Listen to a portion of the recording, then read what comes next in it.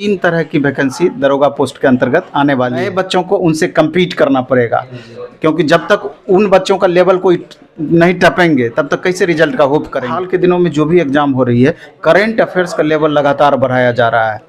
इसके अलावा साइंस का लेवल लगातार बढ़ाया पढ़ने का, तो आप लुसेंट भी पढ़िएगा तो 70% तक क्वेश्चन उससे पकड़ में आ जाएगी, उसमें दिक्कत नहीं है।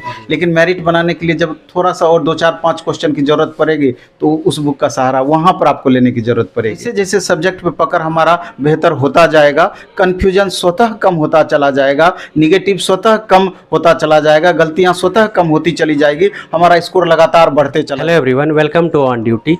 सो नए एस्पिरेंट्स के बीच, दारोगा के जो भी न्यू एस्पिरेंट्स है उसके बीच अभी सबसे बड़ा सवाल और 3-4 सवाल जो सबसे ज़्यादा घूम रहा है वो ये है कि न्यू वैकेंसी को लेकर, न्यू वैकेंसी कब आ रही है। दूसरा सवाल ये है कि जो नए एस्पिरेंट है उसके लिए उसे प्रॉपर बुक लिस्ट अभी तक नहीं मिल पाई है। और तीसरा सवाल ये है कि जो नए छात्र हैं वो अगर पढ़ाई स्टार्ट कर दिए तो इस चीज़ के लिए कंफ्यूज हैं कि हम मॉक कब से लगाना प्रारंभ करें। हम तैयारी शुरू कर चुके हैं, मॉक लगाना स्टार्ट कर दें या फिर तैयारी जब पूरी हो जाए तब मॉक लगाएं। और कुछ छात्रों का सवाल ये है कि मॉक्स में मार्क्स हमारे इम्प्रूव नहीं हो रहे। तो इन्हीं सभी प्रश्नों के जवाब जानने के लिए हम अभी नवीन सर के पास आए हैं। नवीन सर की प्लेटफॉर्म कोचिंग और इनका टेस्ट, इनका मटेरियल पूरे इंडिया में जिस तरह से अभी चल रहा है, तो सर से हम जानेंगे इन सभी चीज़ों को कि सर जो टेस्ट कंडक्ट करवाते हैं, सर जो मटेरियल बनाते हैं, उससे जितने छात्रों का सिलेक्शन होता है तो उनके लिए क्या रिसोर्सेस रहता है कि इतना बेस्ट मटेरियल सर प्रोवाइड करवाते हैं। सर स्वागत है आपका ऑन ड्यूटी में। बहुत बहुत धन्यवाद आपका। सर अभी जो एस्पिरेंट्स के बीच, दारोगा एस्पिरेंट्स के बीच सबसे बड़ा सवाल यही है, एक छात्र बहुत उत्सुक हो रहे हैं न्यू वैकेंसी को लेकर। सर क्या लगता है कब तक आने की संभावनाएं आपको दिख रही है? अभी चूँकि दरोगा पोस्ट के प्रति 4 में स्टूडेंट का हमेशा से रहा है और लगातार दरोगा की वैकेंसी भी आ रही है, तो स्वाभाविक है कि उत्साह स्टूडेंट का बना रहेगा। और दिन ब दिन देख रहे हैं कि बिहार दरोगा की वैकेंसी का जो क्वेश्चन का लेवल है वो भी लगातार उत्तरोत्तर बढ़ रहा है और कट ऑफ में भी लगातार इजाफा हो रहा है। बहुत सारी बातें हैं, लेकिन सबसे पहले हम चर्चा करेंगे वैकेंसी से रिलेटेड। जैसे इसमें अभी 3 तरह की वैकेंसी दरोगा पोस्ट के अंतर्गत आने वाली है। एक तो ARSS के अंतर्गत डायल 112, आपको पता होगा कि लगभग 7400 वैकेंसी सिपाही और दरोगा मिला करके इस विभाग में आना है। और ये वैकेंसी आप समझ लीजिए कि लास्ट फरवरी अथवा उसके बाद कभी भी ये वैकेंसी आ सकती है। और इसमें 250 से 500 करीब पोस्ट स्पेशल दरोगा का हो सकता है। डायल 112 में 250 से 500 के लगभग पोस्ट एक संभावित है। उसके बाद दरोगा और सार्जेंट का जो जनरल वैकेंसी आती है 2300 प्लस वैकेंसी उसका भी आना है, जो कि 15 मार्च के बाद कभी भी वो वैकेंसी आ सकती है। इसके अलावा अगर आप देखेंगे तो मद्य निषेध के अंतर्गत उसमें मद्य निषेध के अंतर्गत भी स्पेशल दरोगा की वैकेंसी लगभग 200 प्लस पोस्ट संभावित है। तो ये 3 तरह का पोस्ट है, इसी महीने के फरवरी लास्ट के बाद कभी भी देखने को मिल सकती है। अब दूसरा सवाल रहता है कि बच्चे तैयारी इसका कैसे करें। तो जिस तरीके से देख रहे हैं कि इसमें बच्चों का लेवल 2 तरह का है। एक तो जो कि लगातार ईयर बाय ईयर अभी तैयारी करते आ रहे हैं, पिछले बार जिनका सिलेक्शन नहीं हुआ है, स्वाभाविक है कि इस बार अपना पूरा एफर्ट लगाना चाहते हैं। और इस बीच बहुत सारे नए बच्चे भी इसमें ऐड होंगे जो कि अब अपना तैयारी प्रारंभ करेंगे। तो पुराने बच्चों को बहुत ज़्यादा बताने की ज़रूरत नहीं, वो सारी बातें समझते हैं और उनको अपना एक एक्सपीरियंस हो गया है, अनुभव हो गया है। और नए बच्चों को उनसे कम्पीट करना पड़ेगा, क्योंकि जब तक उन बच्चों का लेवल कोई नहीं टपेंगे तब तक कैसे रिजल्ट का होप करेंगे। तो नए बच्चों के लिए हम कहना चाहेंगे कि जब भी वैकेंसी आएगी, अभी जो हो गया इतना फास्ट अभी हो गई है आयोग कि 3 से 4 महीने में निश्चित रूप से एग्ज़ाम ले लेगी। और आप समझ सकते हैं कि इतना बड़ा सिलेबस इसका है। जीएस का सारा सेक्शन पढ़ना है, स्टैटिक जीके है, करंट अफेयर्स है, इसके अलावा 5-6 क्वेश्चन मैथ रीजनिंग मिला करके भी होता है। तो 3-4 महीने में नए बच्चों की तैयारी करना थोड़ा सा बनस्पत टफ है। लेकिन ऐसा नहीं है कि वो बच्चे दौर में नहीं आते हैं, अपना लेवल वहाँ तक नहीं कर पाते हैं, तो उसके लायक उनको समय देना पड़ेगा। सबसे पहले तो एक क्वेश्चन बैंक बच्चों को लेना चाहिए, जिससे कि बच्चों को ये समझ में आ जाए कि क्वेश्चन का लेवल क्या रहता है और क्रमिक रूप से किस तरीके से लेवल को बढ़ाया जा रहा है। तो ये जब समझ डेवलप हो जाएगी तो तैयारी करने में भी आसानी हो जाएगी।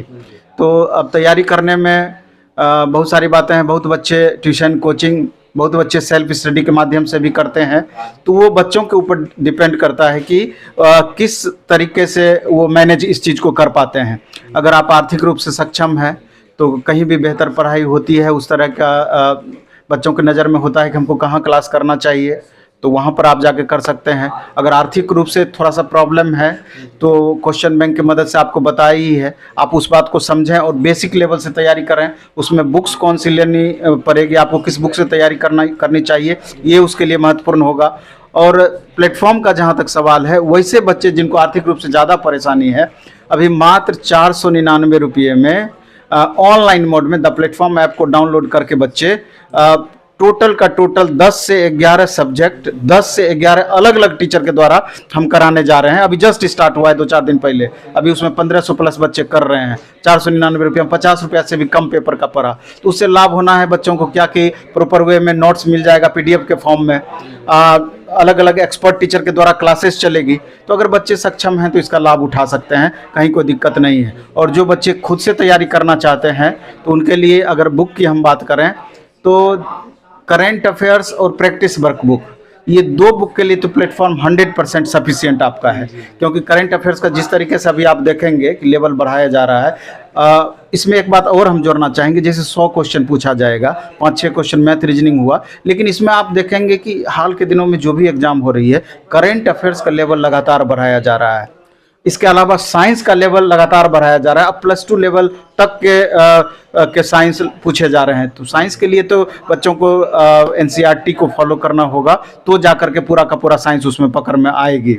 इसके अलावा 15 से 20 क्वेश्चन सिलेबस से बाहर के भी एक तरीके से पूछ रहे हैं, जिसमें कि आप देख लीजिए सोशियोलॉजी से रिलेटेड कुछ क्वेश्चन पूछा जा रहा है, होम साइंस से रिलेटेड पूछा जा रहा है, वर्ल्ड हिस्ट्री से रिलेटेड क्वेश्चन पूछ दिया जा रहा है। तो जो कि एक तरीके से जो सिलेबस, हालांकि कंप्लीट सिलेबस डिफाइन नहीं किया हुआ है, लेकिन जो जिस तरह का क्वेश्चन पूछा जा रहा है, ये 15 से 20 क्वेश्चन बदलाव है। तो उस पर भी अच्छे से ध्यान देने की ज़रूरत है।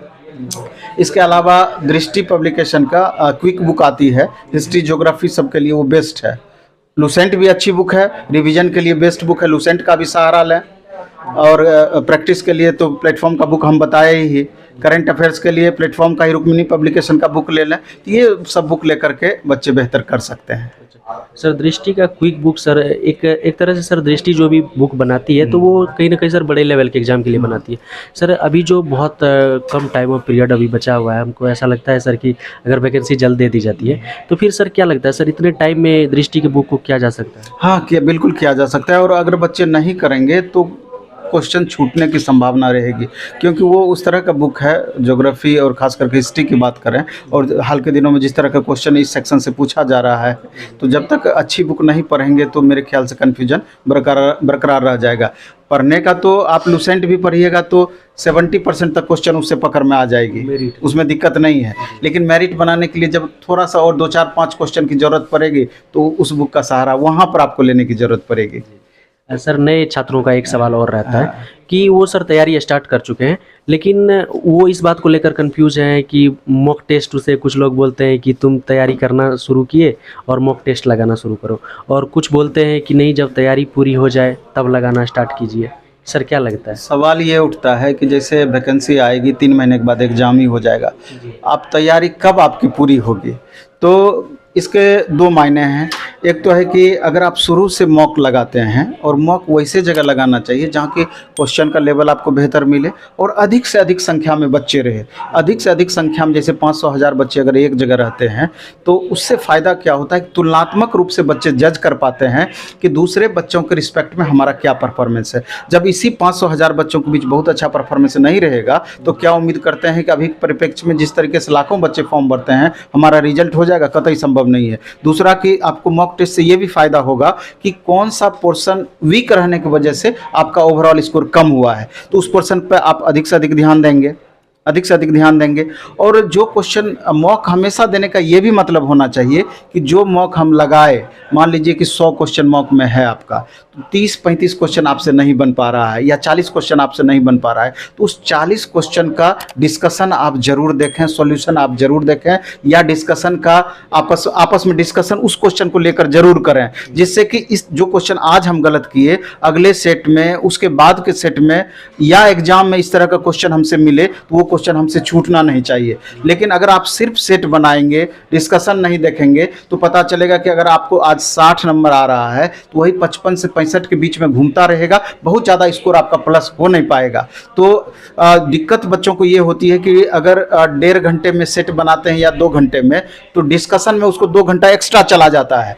लेकिन वो 2 घंटा को वो अपना बर्बाद ना समझे कि मेरा 2 घंटा वेस्ट जा रहा है, उस 2 घंटे का अलग आपको बेनिफिट मिल रहा है। तो उस बात को समझने का प्रयास करें, और उत्तरोत्तर अगर इस तरीके से आप सेट वगैरह बनाएंगे तो इससे मैक्सिमम बेनिफिट मिलेगा। सर एक आखिरी सवाल ये है कि पुराने जो छात्र हैं सर, जो पिछले 2213 में, 2446 में, 1717 में, इसमें जो मेरिट आउट हो गए, या फिर जो जिसकी अच्छी तैयारी है पिछले एग्जाम में नहीं बैठ पाए थे, उन लोगों का, बहुत लोगों का कहना होता है कि मॉक्स में हमारे मार्क्स इंप्रूव नहीं हो रहे, हमारी तैयारी भी अच्छी है, लेकिन उसमें सर वो कहाँ गलतियाँ कर रहे हैं?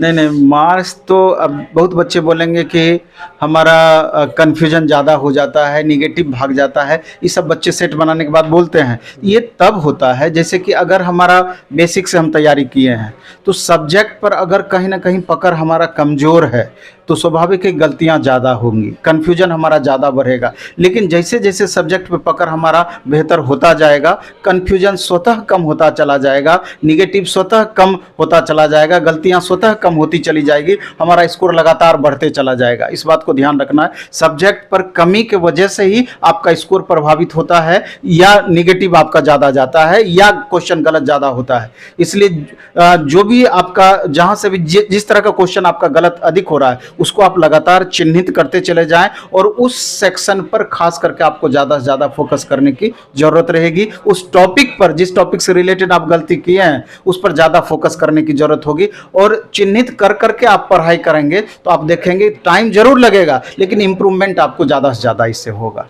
Thank you sir, thank you so much कि आपने इतना इम्पोर्टेंट टाइम। बहुत बहुत धन्यवाद। तो सर थे हमारे साथ नवीन सर, और सर ने बताया पूरी तरह से किस प्रकार से वैकेंसी बहुत जल्द आने वाली है, और इसके बाद तैयारियां किस तरह से करनी चाहिए, नए छात्रों को किस प्रकार से बुक लिस्ट फॉलो करनी चाहिए, करंट के लिए सर ने बताया, सेट प्रैक्टिस के लिए सर ने बताया, और सेट प्रैक्टिस किस प्रकार से करनी चाहिए सर ने यह भी बताया। आई होप कि ये सेशन आपको हेल्पफुल लगा होगा।